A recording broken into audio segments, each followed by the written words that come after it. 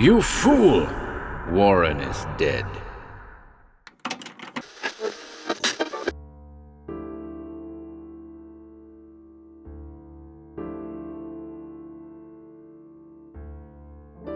Welcome to HorrorBabble.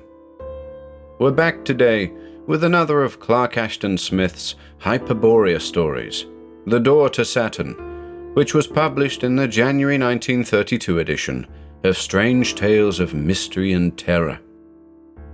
Beyond sea and sky, the wizard Eibon pursues his outlandish wanderings.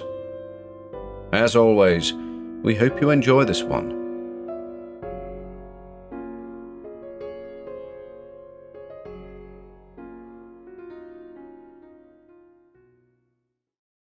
The Door to Saturn by Clark Ashton Smith.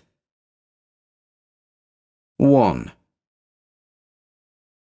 When Morgi, the high priest of the goddess Yonder, together with 12 of his most ferocious and efficient underlings, came at morning twilight to seek the infamous heretic Eibon in his house of black gneiss on a headland above the northern main, they were surprised as well as disappointed to find him absent. Their surprise was due to the fact that they had every intention of taking him unawares, for all their plots against Eibon had been carried on with meticulous privacy, in underground vaults with sound-proof bolted doors, and they themselves had made the long journey to his house in a single night, immediately following the hour of his condemnation.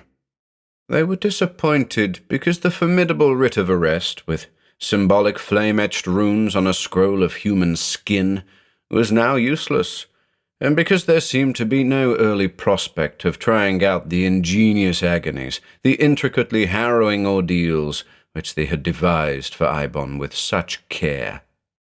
Morgi was especially disappointed, and the malisons which he muttered when the emptiness of the topmost room had revealed itself were of truly cabalistic length and fearfulness. Eibon was his chief rival in wizardry, and was acquiring altogether too much fame and prestige among the peoples of Mu-Thulan, that ultimate peninsula of the Hyperborean continent. So Morgi had been glad to believe certain malignant rumors concerning Eibon, and to utilize them in the charges he had preferred.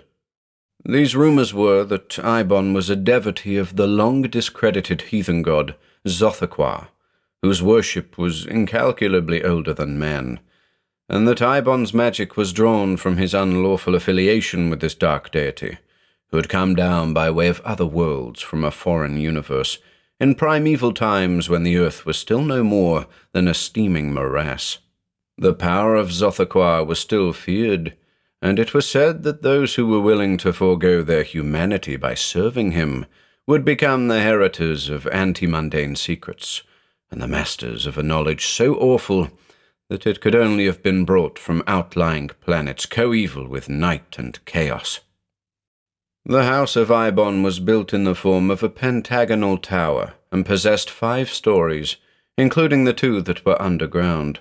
All, of course, had been searched with painstaking thoroughness, and the 3 servants of Eibon had been tortured with a slow drip of boiling hot asphaltum to make them reveal their master's whereabouts. Their continued denial of all knowledge after a half-hour of this was taken as proof that they were genuinely ignorant. No sign of a subterranean passage was unearthed by delving in the walls and floor of the lower rooms, though Morgi had even gone so far as to remove the flagstones beneath an obscene image of Zothaqua, which occupied the nethermost. This he had done with extreme reluctance, for the squat, fur-covered god, with his bat-like features and sloth-like body, was fearsomely abhorrent to the high priest of the elk goddess Yonder.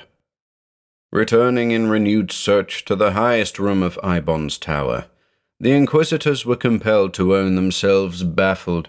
There was nothing to be found but a few articles of furniture, some antique volumes on conjuration, such as might be owned by any sorcerer, some disagreeable and gruesome paintings on rolls of pterodactyl parchment, and certain primitive urns and sculptures and totem poles of the sort that Eibon had been so fond of collecting. Zothaqua, in one form or another, was represented in most of these. His face even leered with a bestial somnolence from the urn handles, and he was to be found in half the totems, which were those of subhuman tribes, along with the seal, the mammoth, the giant tiger, and the aurochs.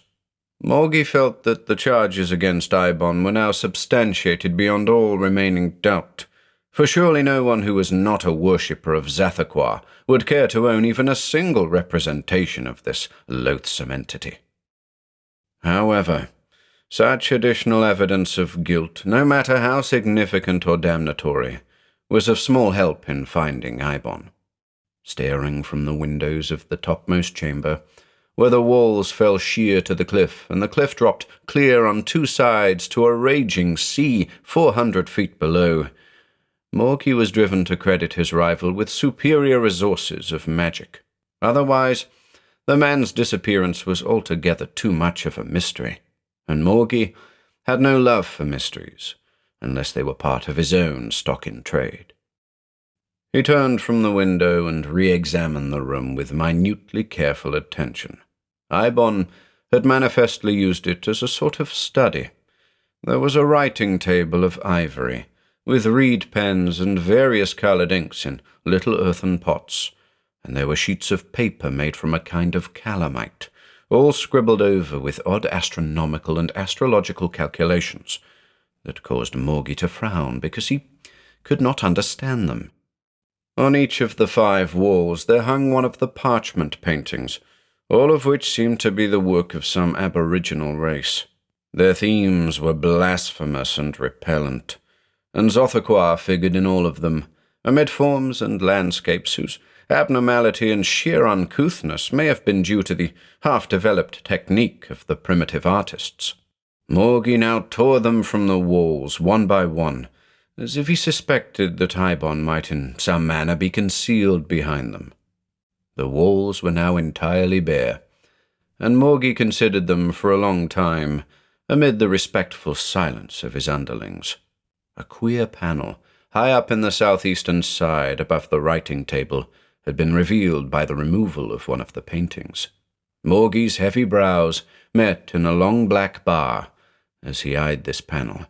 It was conspicuously different from the rest of the wall, being an oval-shaped inlay of some reddish metal that was neither gold nor copper, a metal that displayed an obscure and fleeting fluorescence of rare colours when one peered at it through half-shut eyelids.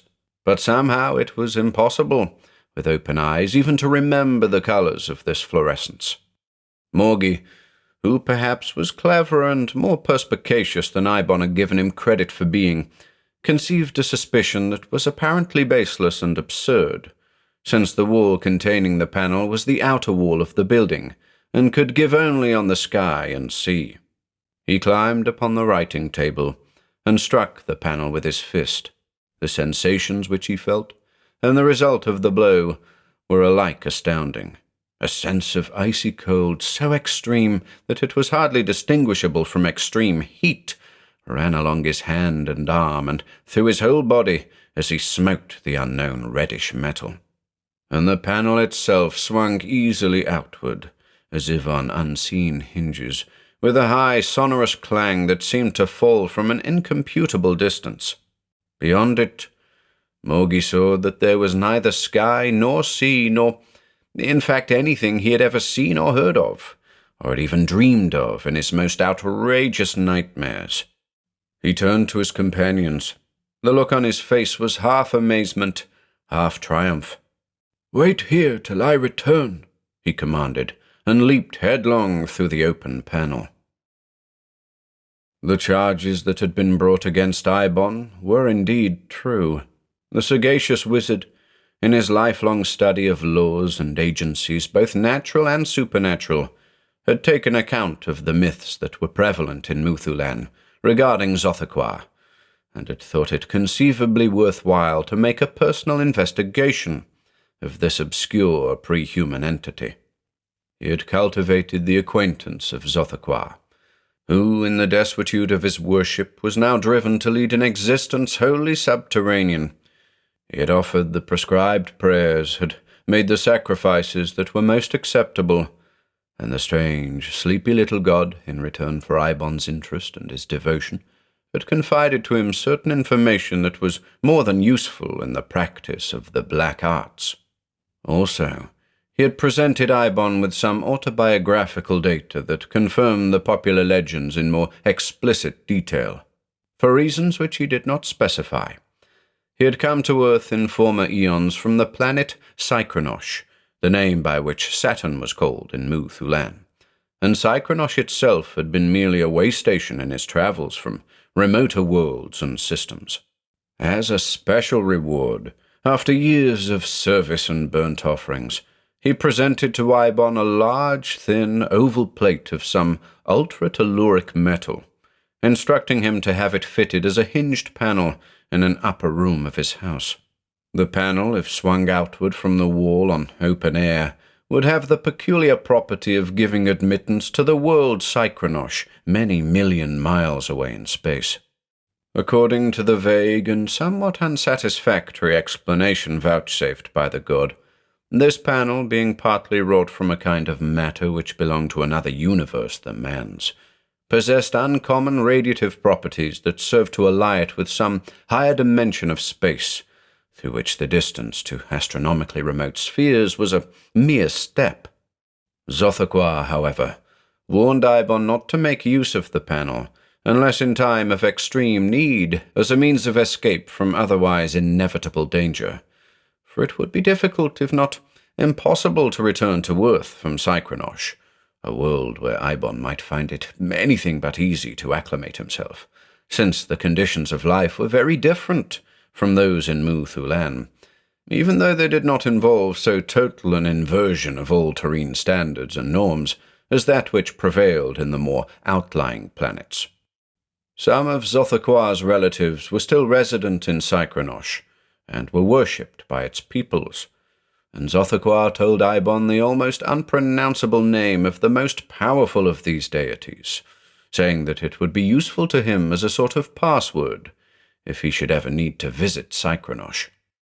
The idea of a panel that would open on some remote world impressed Eibon as being rather fantastic, not to say far-fetched, but he had found Zothaqua to be in all ways and at all times a most voracious deity.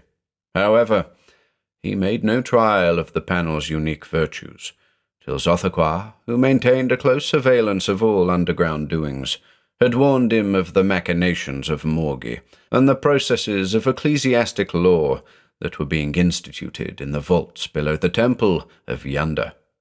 Knowing as he did the power of these jealous bigots, Eibon decided that it would be injudicious to the point of folly if he were to let himself fall into their hands.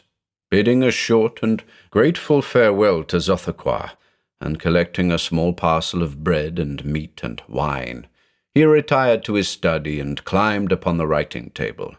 Then, lifting aside the crude picture of a scene in Cycronosh with which Zothaqua had inspired some primeval half-human artist, he pushed open the panel it had served to conceal. Eibon saw that Zothaqua was indeed a god of his word, for the scene beyond the panel was nothing that could ever find a legitimate place in the topography of Mu-Thulan, or of any terrestrial region. It did not altogether appeal to him, but there was no alternative, save the inquisitorial cells of the goddess Yonder. Envisaging in thought the various refinements and complications of torture which Morgi would have now prepared, he sprang through the opening into Cycronosh with an agility that was quite juvenile for a wizard of mature years. It was only a step, but turning, he saw that all trace of the panel or of his dwelling had now disappeared. He was standing on a long declivity of ashen soil, down which a sluggish stream that was not water but some liquescent metal resembling mercury ran from tremendous unscalable shoulders and horns of the mountain heights above, to debouch in a hill-surrounded lake of the same liquid. The slope beneath him was lined with rows of peculiar objects, and he could not make up his mind whether they were trees, mineral forms, or animal organisms, since they appeared to combine certain characteristics of all these. This preternatural landscape was appallingly distinct in every detail, under a greenish-black sky that was overarched from end to end with a triple cyclopean ring of dazzling luminosity. The air was cold, and Eibon did not care for its sulphurescent odor, or the odd puckery sensation it left in his nostrils and lungs, and when he took a few steps on the unattractive-looking soil, he found that it had the disconcerting friability of ashes that have dried once more after being wetted with rain. He started down the slope, half fearing that some of the equivocal objects around him would reach out their mineral boughs or arms to arrest his progress. They seemed to be a kind of bluish-purple obsidian cacti, with limbs that ended in formidable talon-like spines, and heads that were altogether too elaborate for either fruits or blossoms. They did not move as he passed among them, but he heard a faint and singular tinkling with many modulations of tone that preceded and followed him along the slope. Eibon conceived the uncomfortable notion that they were holding converse with each other, and were perhaps debating what should be done with him, or about him. However, he reached without mishap or hindrance the end of the declivity, where terraces and ledges of decomposing trap, like a mighty stairway of elder eons, had rimmed the sunken lake of liquescent metal. Wondering as to the way he should now take, Eibon stood irresolute on one of the ledges. His train of conjecture was broken by a shadow that fell suddenly athwart him and lay like a monstrous blot on the crumbling stone at his feet. He was not prepossessed by the shadow.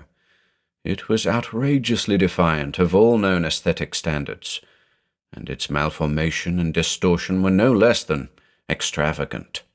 He turned to see what manner of creature had flung the shadow. This being, he perceived, was not easy to classify. With its ludicrously short legs, its exceedingly elongated arms, and its round, sleepy-looking head that was pendulous from a spherical body, as if it were turning a somnambulistic somersault. But after he had studied it a while and had noted its furriness and somnolent expression, he began to see a vague, though inverted likeness to the god Xothaqua, and remembering how Xothaqua had said that the form assumed by himself on earth was not altogether that which he had worn in Cycronosh, Eibon now wondered if this entity was not one of Xothaqua's relatives. He was trying to recall the almost inarticulable name that had been confided to him by the god as a sort of password, when the owner of that unusual shadow, without seeming to note Eibon's presence, began a descent of the terraces and ledges toward the lake. Its locomotion was mainly on its hands, for the absurd legs were not half long enough for the steps it had to take. Arriving at the lake edge, the creature drank of the fluid metal in a hearty and copious manner that served to convince Eibon of its godship, for surely no being of an inferior biologic order would quench its thirst with a beverage so extraordinary. Then, reascending to the ledge where Eibon stood, it paused and appeared to notice him for the first time. Eibon had finally remembered the outlandish name for which he was groping. Zeal Quoig Munzar, he sought to articulate. Doubtless the result was not wholly comfortable to Cycronotian rules, but Eibon did the best he could with the vocal organs at his command. His auditor seemed to recognize the word, for it peered at Eibon a little less sleepily than before, with its inversely situated eyes, and even deigned to utter something which sounded like an attempt to correct his pronunciation. Eibon wondered how he was ever to learn such a language, or, having learned it, how he was ever to pronounce it. However, it heartened him a little to find that he was understood at all. "Xothaqua," he said, repeating the name 3 times in his most orotund incantatory manner. The topsy-turvy being opened its eyes a trifle more, and again admonished him, uttering the word Xothaqua with an indescribable abbreviation of vowels and thickening of consonants. Then It stood regarding him for a while, as if in doubt or cogitation. Finally, it raised one of its ell-long arms from the ground and pointed along the shore, where the mouth of a low valley was discernible among the hills. It said distinctly the enigmatic words, "Iqui delosh odclonk." And then, while the sorcerer was pondering the significance of this unusual locution, it turned away from him and started to reascend the higher steps, toward a rather spacious cavern with columned opening that he had not heretofore perceived. It had hardly passed from sight into the cavern when Eibon was greeted by the high priest Morgi, who had readily followed him by his tracks in the ashen soil. "Detestable sorcerer! Abominable heretic! I arrest you!" said Morgi with pontifical severity. Eibon was surprised, not to say startled, but it reassured him to see that Morgi was alone. He drew the sword of highly tempered bronze which he carried, and smiled. "I should advise you to moderate your language, Morgi," he admonished. "Also, your idea of arresting me is slightly out of place now, since we're alone together in Cycronosh, and Muthulan and the temple cells of Yonder are many million miles away." Morgi did not appear to relish this information. He scowled and muttered, "I suppose this is some more of your damnable wizardry." Eibon chose to ignore the insinuation. "I have been conversing with one of the gods of Cycronosh," he said magniloquently. "The god, whose name is Zielquoig Manzar, has given me a mission to perform, a message to deliver, and has indicated the direction in which I should go. I suggest that you lay aside our little mundane disagreement and accompany me. Of course, we could slit each other's throats or eviscerate each other, since we are both armed. But under the circumstances, I think you will see the puerility, not to mention the sheer inutility, of such a proceeding. If we both live, we may be of mutual use and assistance in a strange world whose problems and difficulties, if I mistake not, are worthy of our united powers." Morgi frowned and pondered. "Very well," he said grudgingly. "I consent, but I warn you that matters will have to take their course when we return to Muthulan." "That," rejoined Eibon, "is a contingency which need not trouble either of us. Shall we start?" The two Hyperboreans had been following a defile that wound away from the lake of fluid metal, among hills whose vegetation thickened and grew more various as their height decreased. It was the valley that had been indicated to the sorcerer by the topsy-turvy biped. Morgi, a natural inquisitor in all senses, was plying Eibon with questions. "Who or what was the singular entity that disappeared in a cavern just before I accosted you?"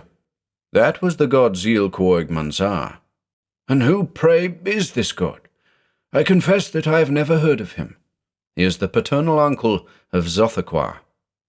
Morgi was silent, except for a queer sound that might have been either an interrupted sneeze or an exclamation of disgust. But after a while, he asked, "And what is this mission of yours?" "That will be revealed in due time," answered Eibon with sententious dignity. "I am not allowed to discuss it at present.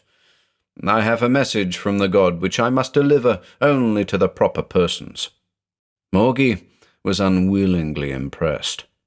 "Well, I suppose you know what you're doing and where you're going. Can you give me any hint as to our destination?" "That, too, will be revealed in due time." The hills were lapsing gently to a well-wooded plain, whose flora would have been the despair of earthly botanists. Beyond the last hill, Eibon and Morgi came to a narrow road that began abruptly and stretched away in the distance. Eibon took the road without hesitation.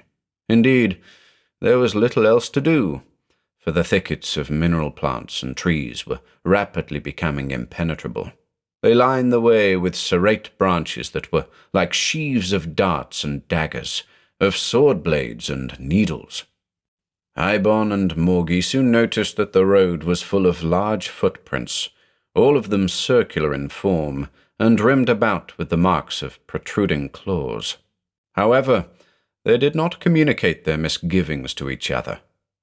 After an hour or two of progress along the yielding ashy thoroughfare, amid the vegetation that was more horrent than ever with knives and caltrops, the travellers began to remember that they were hungry.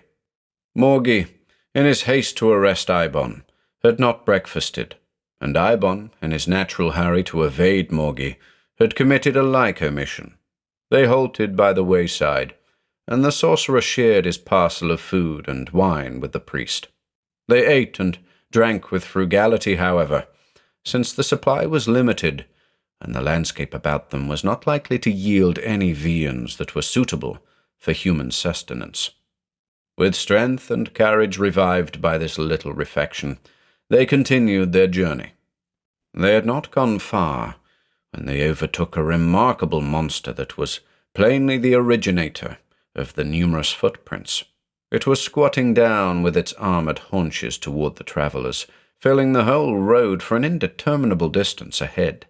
They could see that it was possessed of a myriad short legs, but they could form no idea of what its head and forequarters were like. Eibon and Morgi were much dismayed. "Is this another of your gods?" asked Morgi ironically. The sorcerer did not reply, but he realized that he had a reputation to sustain. He went boldly forward and cried out, "Zeal Quoig Manzar," in the most resonant bellow that he could summon. At the same time, he drew his sword and thrust it between two plates of the horny mail that covered the monster's hind quarters. Greatly to his relief, the animal began to move and resumed its march along the road. The Hyperboreans followed it, and whenever the creature slackened its pace, Eibon would repeat the formula which he had found so effective. Morgi was compelled to regard him with a certain awe. They travelled on in this manner for several hours. The great luminous triple ring still overarched the zenith, but a strangely small and chilly sun had now intersected the ring and was declining toward the west of Cycronosh. The forest along the way was still a high wall of sharp metallic foliage, but other roads and paths and byways were now branching off from the one that the monster followed.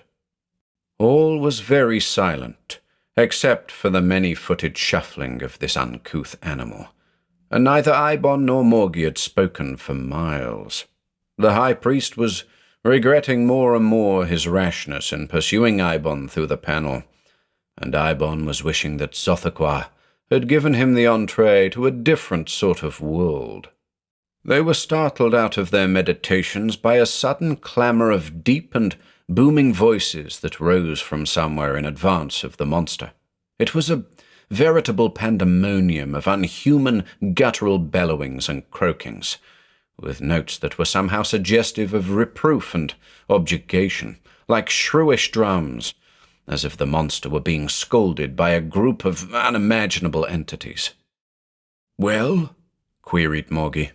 "All that we are destined to behold will reveal itself at the proper time," said Eibon. The forest was thinning rapidly, and the clamour of termagant bellows was drawing closer. Still following the hindquarters of their multipedal guide, which was crawling on with reluctant slowness, the travellers emerged in an open space, and beheld a most singular tableau. The monster, which was plainly of a tame and harmless and stupid sort, was cowering before a knot of beings no larger than men, who were armed only with long-handled goads.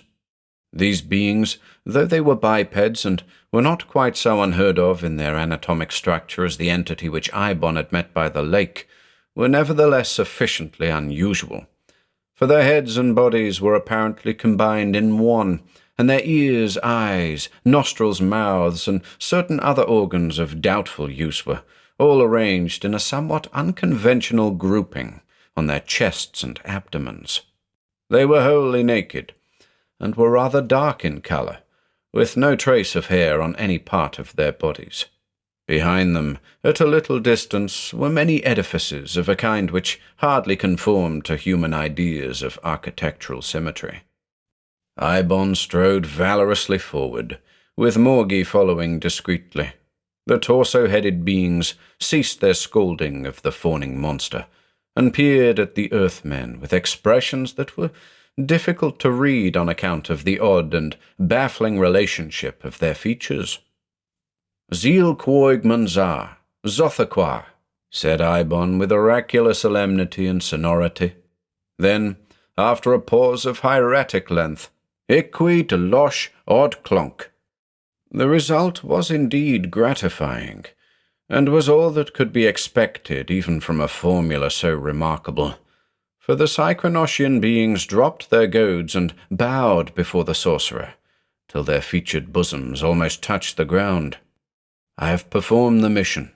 I have delivered the message given me by Zeel Quoig Manzar," said Eibon to Morgie.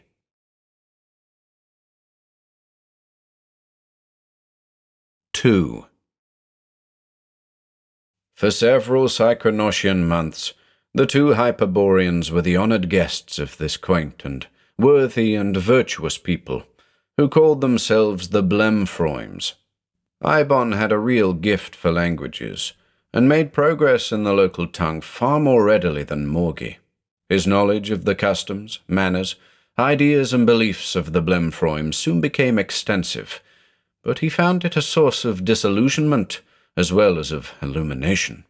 The armoured monster that he and Morgie had driven before them so valiantly was, he learned, a domestic beast of burden that had strayed away from its owners amid the mineral vegetation of the desert lands adjoining Vlor, the chief town of the Blemfroims. The genuflections with which Eibon and Morgie had been greeted were only an expression of gratitude for the safe return of this beast, and were not, as Eibon had thought, an acknowledgment of the divine names he had quoted, and the fearsome phrase, "Iqui de losh odclonk."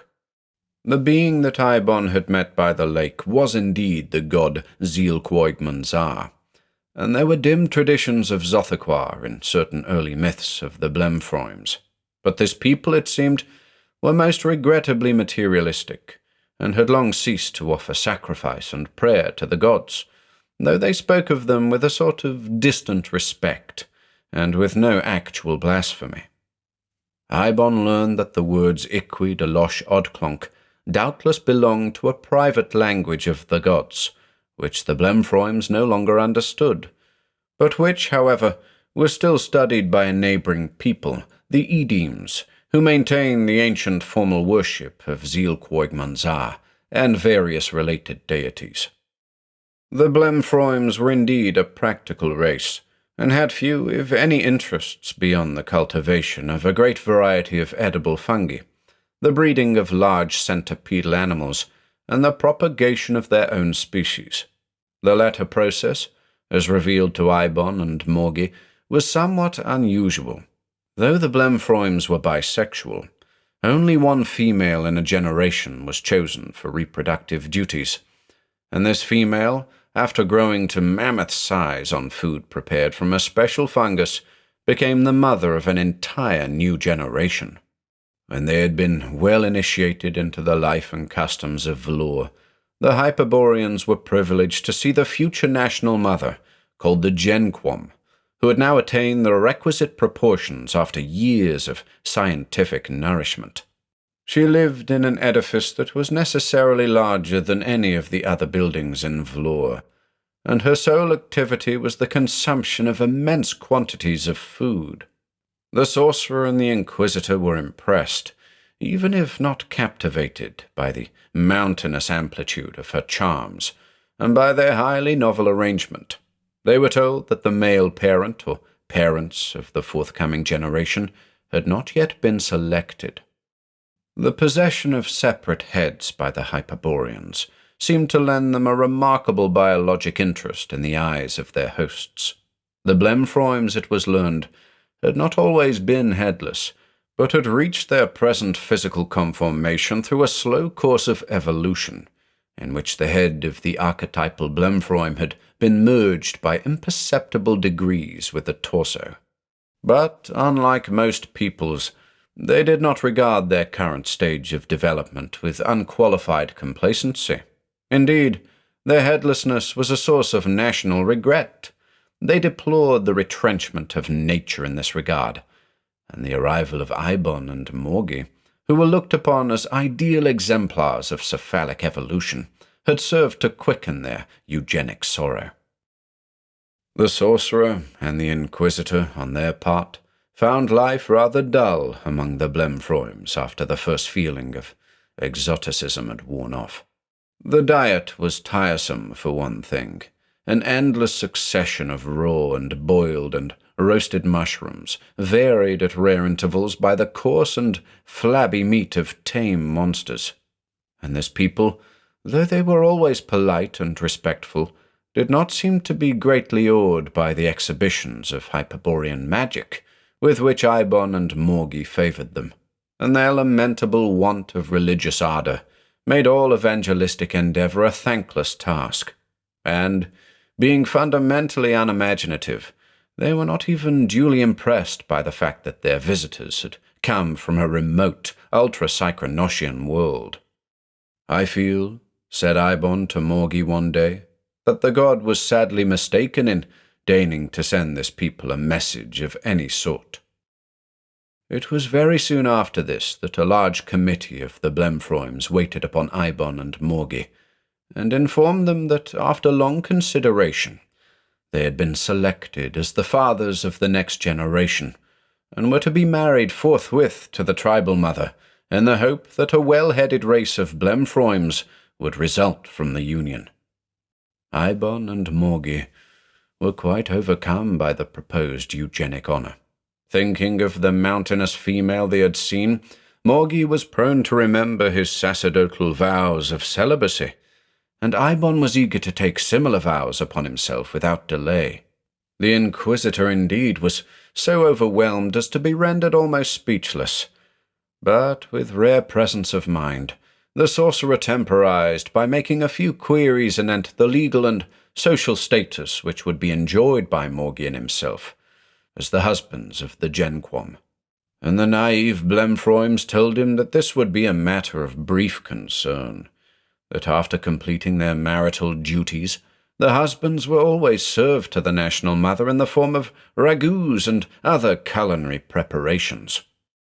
The Hyperboreans tried to conceal from their hosts the reluctance with which they both regarded the coming honour in all its stages. Being as usual a master of diplomatics, Eibon went so far as to make a formal acceptance on behalf of himself and his companion. But when the delegation of Blemfroims had departed, he said to Morgi, "I am more than ever convinced that the god was mistaken.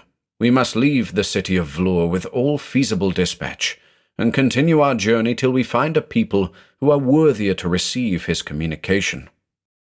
Apparently, it had never occurred to the simple and patriotic Blemfroims that the fathering of their next national litter was a privilege that anyone would dream of rejecting. Eibon and Morgi were subjected to no manner of duress or constraint, and their movements were not even watched. It was an easy matter to leave the house in which they had been domiciled, when the rumbling snores of their hosts were ascending to the great ring of Psychronosian moons, and to follow the highway that led from Vlor toward the country of the Edems. The road before them was well marked, and the ring light was almost as clear and brilliant as full day. They travelled a long distance through the diversified and always unique scenery which it served to illumine, before the rising of the sun, and the consequent discovery of their departure by the Blemfroims. These single-minded bipeds, it is likely, were too sorely perplexed and dumbfounded by the loss of the guests whom they had chosen as future progenitors, to even think of following them. The land of the Edems, as indicated on an earlier occasion by the Blemfroims, was many leagues away, and tracts of ashen deserts, of mineral cacti, of fungoid forests and high mountains intervened. The boundary of the Blemfroims, marked by a crude sculpturesque representation of the tribal mother beside the way, was passed by the travellers before dawn, and during the following day they journeyed among more than one of those unusual races who diversify so widely the population of Saturn.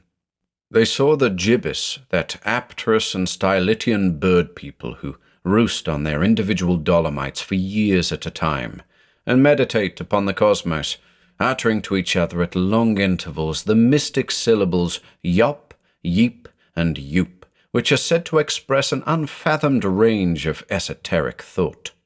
And they met those flibbertigibbet pygmies, the epics, who hollow out their homes in the trunks of certain large fungi, and are always having to hunt new habitations because the old ones crumble into powder in a few days.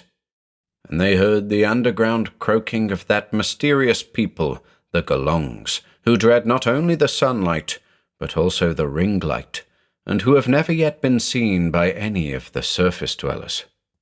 By sunset, however, Eibon and Morgi had crossed the domains of all the aforementioned races, and had even climbed the lower scarps of those mountains which still divided them from the land of the Edems.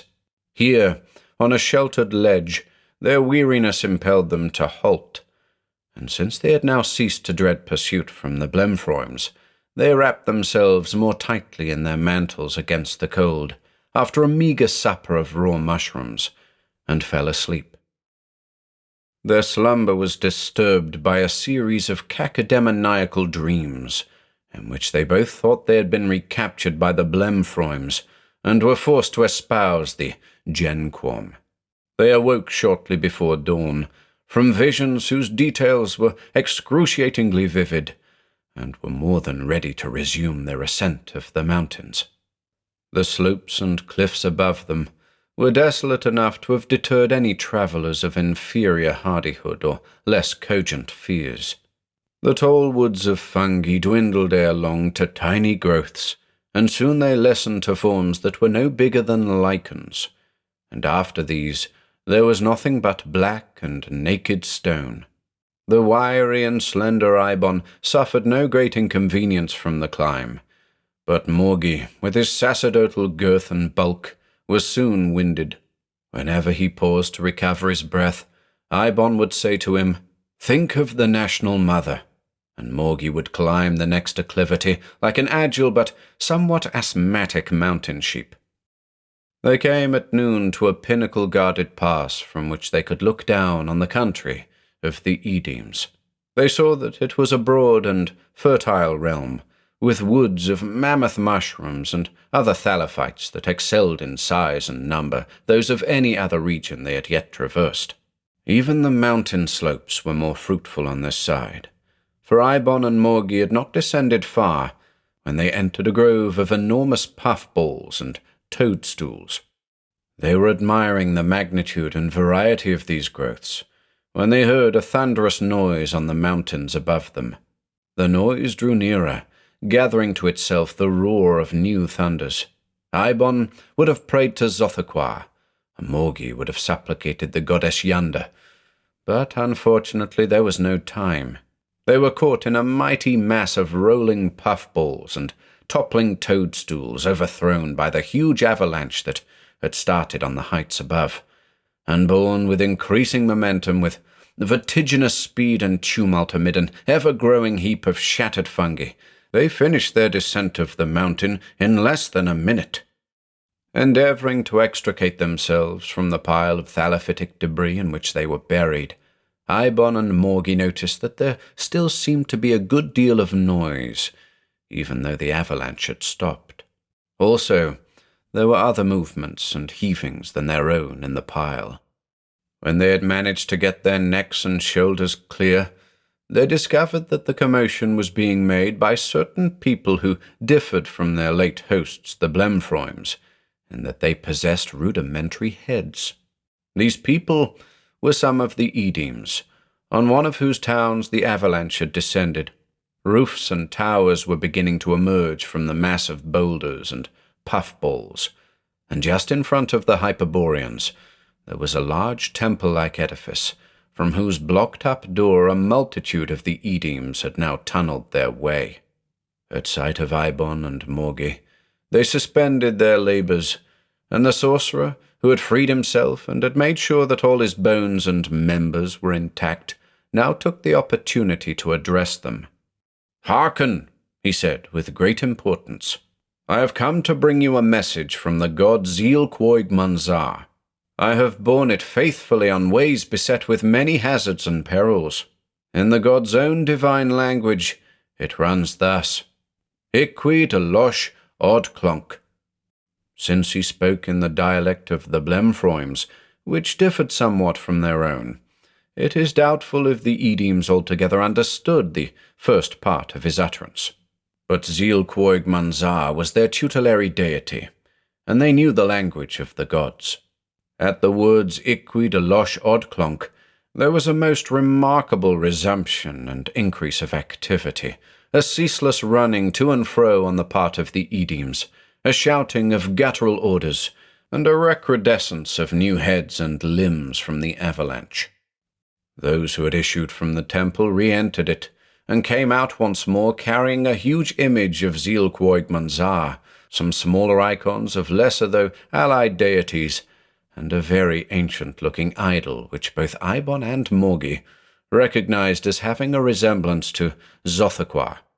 Others of the Edems brought their household goods and furniture forth from the dwellings, and, signing the Hyperboreans to accompany them, the whole populace began to evacuate the town. Eibon and Morgi were much mystified, and it was not until a new town had been built on the fungus-wooded plain at the distance of a full day's march, and they themselves had been installed among the priests of the new temple, that they learned the reason of it all, and the meaning of Iqui de losh od clonk. These words meant merely, "Be on your way," and the god had addressed them to Eibon as a dismissal. But the coincidental coming of the avalanche and of Eibon and Morgi with this purported message from the god had been taken by the Edems as a divine injunction to remove themselves and their goods from their present location. Thus the wholesale exodus of people with their idols and domestic belongings. The new town was called Galump, after the one that the avalanche had buried. Here, for the remainder of their days, Eibon and Morgi were held in much honor, and their coming with the message Iqui de losh od clonk was deemed a fortunate thing, since there were no more avalanches to threaten the security of Galump in its new situation remote from the mountains. The Hyperboreans shared the increment of civic affluence and well-being resultant from this security. There was no national mother among the Edems, who propagated themselves in a far more general manner than the Blemfroims, so existence was quite safe and tranquil. Eibon, at least, was really in his element, for the news which he brought of Xothaqua, who was still worshipped in this region of Cycronosh, had enabled him to set up as a sort of minor prophet, even apart from the renown which he enjoyed as the bearer of the divine message and as the founder of the new town of Galump. Morgi, however, was not entirely happy. Though the Edems were religious, they did not carry their devotional fervor to the point of bigotry or intolerance, so it was quite impossible to start an inquisition among them. But still there were compensations. The fungus wine of the Edems was potent though evil-tasting, and there were females of a sort, if one were not too squeamish. Consequently, Morgi and Eibon both settled down to an ecclesiastic regimen which, after all, was not so radically different from that of Muthulan or any other place on the planet of their birth. Such were the various adventures, and such was the final lot of this redoubtable pair in Cycronosh. But in Eibon's tower of black gneiss on that headland of the northern sea in Muthulan, the underlings of Morgi waited for days, neither wishing to follow the high priest through the magic panel, nor daring to leave in disobedience of his orders. At length they were recalled by a special dispensation from the Hierophant who had been chosen as Morgi's temporary successor, but the result of the whole affair was highly regrettable from the standpoint of the hierarchy of Yonder. It was universally believed that Eibon had not only escaped by virtue of the powerful magic he had learned from Zothaqua, but had made away with Morgi into the bargain. As a consequence of this belief, the faith of Yanda declined, and there was a widespread revival of the dark worship of Zothaqua throughout Muthulan in the last centuries before the onset of the Great Ice Age.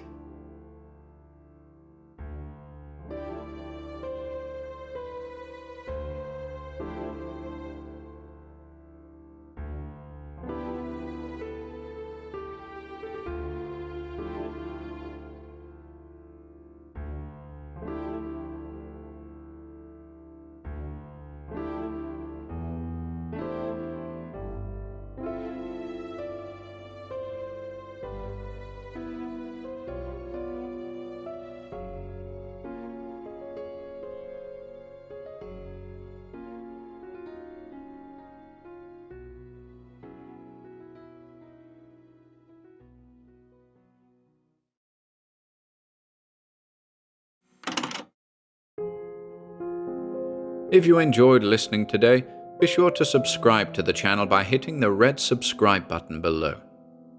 After doing so, click the bell icon next to the subscribe button to receive new content notifications.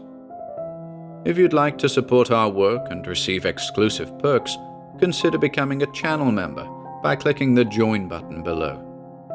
To support us in other ways, see the video description for links to our Bandcamp and Patreon pages, our merch store over at Teespring, and further information relating to our releases on Audible, iTunes, and Spotify. And until next time,